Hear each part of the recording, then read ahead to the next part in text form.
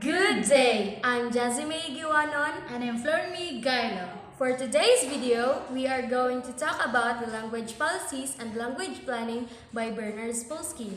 And in doing so, we will introduce to you first who is Bernard Spolsky. Bernard was educated at Wellington College and Victoria University and received a degree in linguistics from the University of Montreal. A professor of English in Bar Ilan University of Israel. He conducted and published a research about language. Language policy is a product of linguistic ideology shaped by the interest of entities ranging from peer groups to nation-states.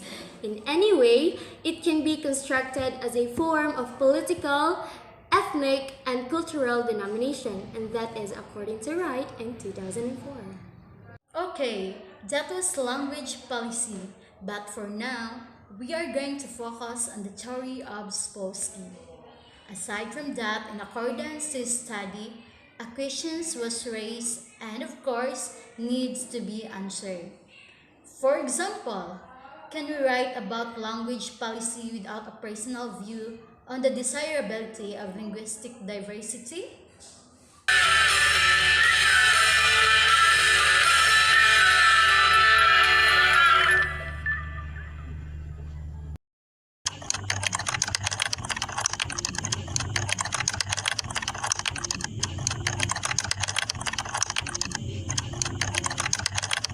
In his lens, Spolsky retaliates of the two contentious questions, which is: first, how can language policy be recognized? And second, how can language be managed? According to him, language policies are inevitably political in nature, meaning, realistically speaking, it links at the outward topic of diplomacy within countries. Although language conflicts may not be so argumentative as to cause an all-out war, yet language played a role in igniting highly controversial and in many causes violent events in a number of countries. Okay, say for example, instances in China, they officially banned the use of foreign words as well as the misuse of Chinese. Also, in the United States, bilingual education program was eliminated. This illustration seems to demonstrate a confounding language and identity. In other words, language is not just a means of communication, but also an idea of political and cultural ideology. This discusses the age topic around the notion of good and bad language. Spolsky argued that the changing times have led to the emergence of acceptable and politically correct language, and that is why it is called arbitrary. Families and schools play an even more significant role as the first line of defense in amending offensive language through repetitive correction. Hence, individual behavior and governmental authority are responsible in managing bad language. In the United States, there is a civil constitution that offers protection to linguistic minorities. Nevertheless, those protections does not have clear explanation as to how expressing linguistic diversity should be mandated. As stated by Spolsky, historical connections between language, politics, language policy, and colonialism is set within the context of globalization.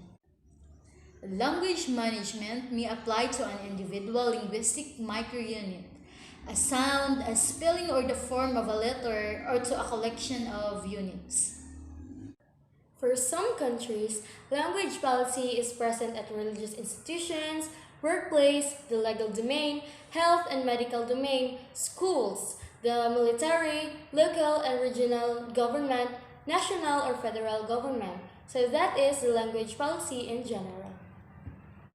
And now, let's proceed to the topic, language policy and practice in the Philippines. As we all know, we are all born Filipino and somehow conscious of how our language works. For the information of all, Philippines is one of the most ethnically and linguistically diverse nations in Southeast Asian countries, represented by over 100 ethnic groups and over 170 different languages. That is the main reason why language policy planning in our country is more challenging. Philippine government aims to increase quality and access to education, and that results to the establishment of the MTB-MLE in the Philippines in the year 2009, and subsequently implemented in all public schools in 2012.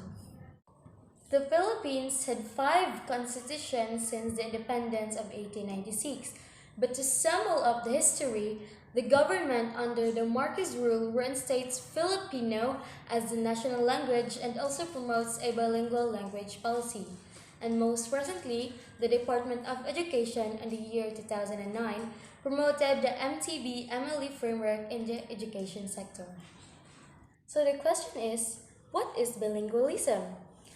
According to Spiritu in the year 2015, bilingualism is defined as the operational use of both English and Filipino in the subject areas in schools. Despite the bilingual policy set forth in the 1987 Constitution, the nationalistic ideology in language planning was explicit in the Constitution, where the development of the Filipino is seen as a linguistic symbol of national unity and identity.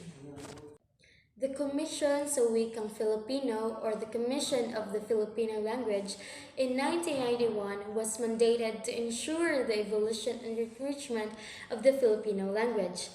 However, the lack of Filipino to the textbooks in scientific settings also disadvantaged the language over English.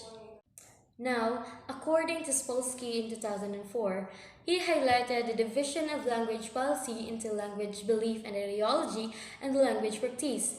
As in the case of the Philippines, the explicit language policies and plans meant to manage the language used and ideologies in the country has not gained the expected effect.